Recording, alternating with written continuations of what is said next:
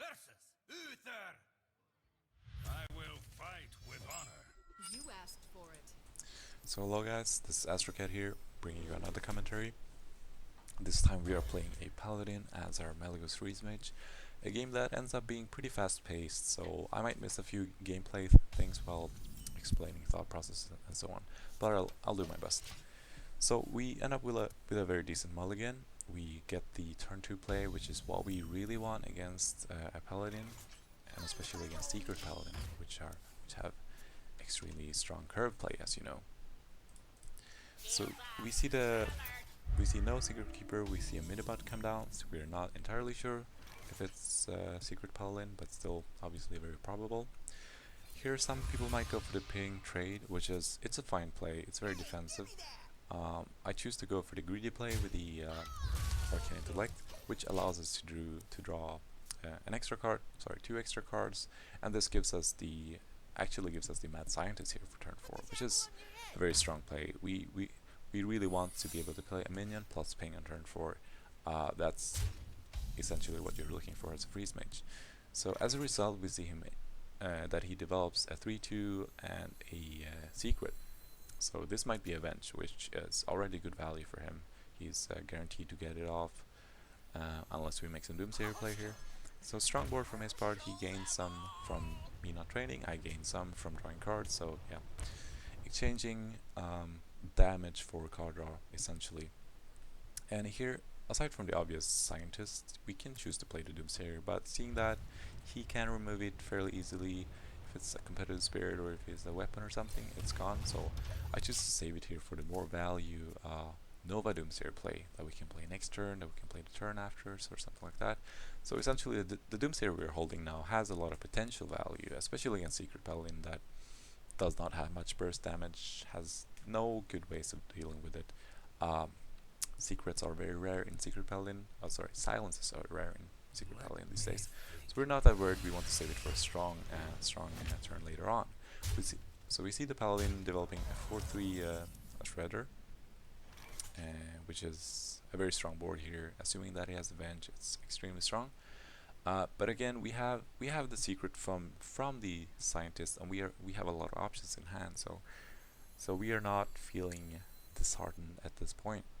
We want to remove the Juggler here because it's a higher priority target, so I go for a bit of a gamble. I hope for the Avenge to land on a 4/3, but unfortunately it ends up on a Minibot. He has a stronger board than he would have if it ended up on the other minion. But I choose to go for the Ping Arcane here because, you know, you can go for the Frost Nova Doomsayer and just deny damage.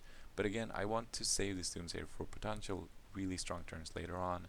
And we see that we also have a lot of freeze in our hands. So at this point, we don't care that much about one turn of a lot of damage, because after this turn, he will not be able to put any more damage to our face. Because with all these freezes, that will buy us so much time, so there's just no way we'll take face damage and not be finish the game with these many reactive cards. So we see a Sludge Belter come out from his part. We are extremely happy that it's not a Loethab, because that literally kills us, and that ends the game right here and right now. So, but it's not that common, so I choose to not play around it, because by not playing around it, I can get extremely good plays, and I can just win the game based on that. So I chose to go for the obvious turn 6 Blizzard. The Novas are more valuable. You want to keep them together with the Forest down on turn 9, or for Doomsayer play for turn 7 or so. So spending a Blizzard here is more preferred for the damage mitigation. So we see the Secrets come out here from the Challenger, not a big deal. We drop the Scientist to proc to Repentance because, yeah, I mean, as a Freeze Mage, sooner or later, or at some point, you have dropped a 1 HP Doomsayer or a Doomsayer into Repentance, and it's never fun. So you always want to get around this when there are unknown Secrets up by dropping a minion first. So we get a strong turn 7 play here. We deny Doctor Boom, we deny any sort of power play, we just reset the tempo essentially. And the Paladin chooses to go for more Death Rattle here, which is a correct play. He maintains a board even though he gets hit by Doomsayer, so good play on his part. We see another Shredder coming back, so he has some board presence still. It's not over on his part. But on the other hand, we get the Ice Barrier up, and his board is actually quite weak here. The obvious play here is obviously Ping Blizzard for 8 mana, but again, I feel very safe. He has at most, with Competitive Spirit, that's 6 damage on board plus 4 from the Competitive Spirit, so 10 damage next turn. While we have Secret up, that bumps us up to 21 HP, minus 10, we're down at 11, so he can take us down to 11 HP next turn, which is, we don't care about that. We have Freeze for days, we can finish the game with Alex later on, so not a big deal. So again, identifying these sort of when you can go greedy and just not freeze is really good. But as you see, I make a pretty big misplay here. I choose to go for the Acolyte, just focusing way too much on the damage and the future turns. So I missed that he's able to mill me for 1 card here with the Competitive Spirit proccing. And yeah, well, getting milled it's bad, but it's not a huge deal, especially if you have all the key cards in your hand. So you see, we have the second Ice Block, we have the Alex, we have Lances and Frostbolt, so we have most of our important cards. So milling is not the worst thing in the world now. We see him going for some cheeky play with a Keeper of Uldaman, which is it's cool on his part. He mills another card, but again, I mean, he puts 5 damage onto my Acolyte instead of putting 5 damage face, buys us more time. He helps us draw cards. Of course, that's at the expense of me losing a few cards, but it's not game-winning play on his part. He won't win the game with doing that. And we see ourselves, we lose a heal bot, a fireball, but you know, if you look at our hand, we don't care that much about that. We still have an extremely strong hand that we can finish the game with. So with the Keeper of Uldaman coming down, we feel just confident dropping a Tharisan here. It's a very strong play, gives us almost lethal the next turn, and he does not, he cannot play Uldaman into True Silver here, so yeah, our Tharisan is staying alive at this point.